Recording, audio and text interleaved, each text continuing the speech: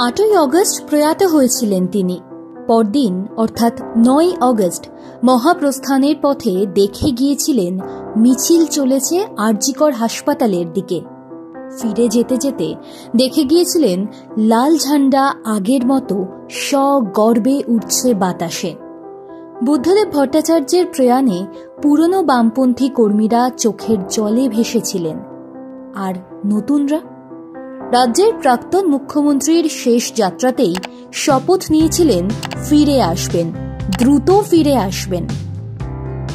5 মাস পর 20 জানুয়ারি বুদ্ধের স্মরণ সভার আয়োজন করছে ডিওয়াইএফআই মৌলালী যুব কেন্দ্রে। তার আগে নতুন পশ্চিমবঙ্গ গড়ার ডাক দিলেন ডিওয়াইএফআই এর রাজ্য সম্পাদক মীনাক্ষী মুখার্জি। আগ্রাসী নেত্রী, ভীষণ লড়াকু, ভাষণে মোটিভেট করতে পারেন। অনেকদিন আগেই সিপিআইএম তাকে ক্যাপ্টেন বলে ডাকতে শুরু করেছে। মীনাক্ষীর আক্ষরিক অর্থে ক্যাপ্টেন হয়ে ওঠা 9 অগস্ট থেকে। আরজিকরে প্রয়াত চিকিৎসকের গাড়ি আটকে আন্দোলন শুরু করেছিলেন মীনাক্ষী। না হলে সারা বাংলা, দেশ, এমনকি বিশ্বের নানান প্রান্তে এমন স্বতঃস্ফূর্ত আন্দোলন দেখা যেত না। বিচার চেয়ে নতুন করে পথে নামা বামেরা যেন বিশ্বাসের জমি শক্ত করতে শুরু করেছিল। মীনাক্ষী ছিলেন সেই আন্দোলনের মুখ। নির্যাতিতা নারীর জন্য এগিয়ে এসেছিলেন এক নারী। 2011 সালে বাংলা থেকে ক্ষমতাচ্যুত হয় সিপিআইএম। তারপর যেন ধীরে ধীরে মুছে যাচ্ছিল লাল ঝান্ডা। শহর থেকে গ্রাম, কোনো রকমে টিকে ছিল অস্তিত্বটুকু।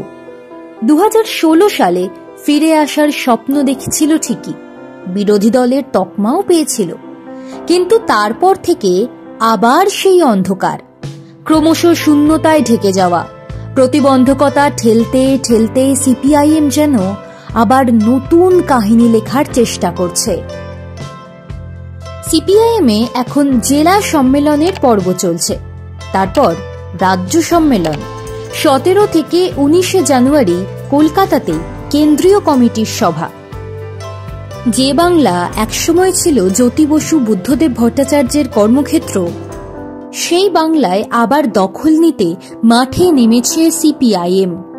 বিমান বসুর মতো প্রবীণ নেতা আছেন, মোহাম্মদ সেলিম, সুজন চক্রবর্তীর মতো অভিজ্ঞরা আছেন, কিন্তু ভরসার মুখ হয়ে উঠছেন নতুনরা।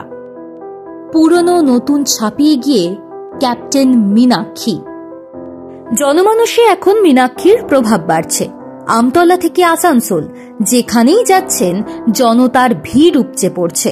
মন্ত্রমুগ্ধের মতো মীনাক্ষীর বক্তব্য শুনছেন শ্রোতারা।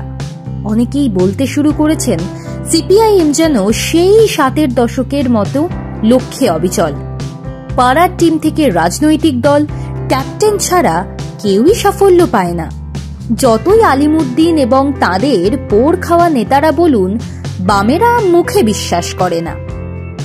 আধুনিক রাজনীতির খতিয়ান কিন্তু বলছে মুখ না থাকলে সাফল্য পাওয়া যায় না। সিপিআইএম এর ক্যাপ্টেন তাই মীনাক্ষী, যিনি বলে দিচ্ছেন আসুন সবাই নতুন পশ্চিমবঙ্গ গড়ি, পারবো, কথা দিচ্ছি আমরা, হাতে হাত মেলাই, পারবো। এমন ডাক কি ফিরিয়ে দেওয়া যায়?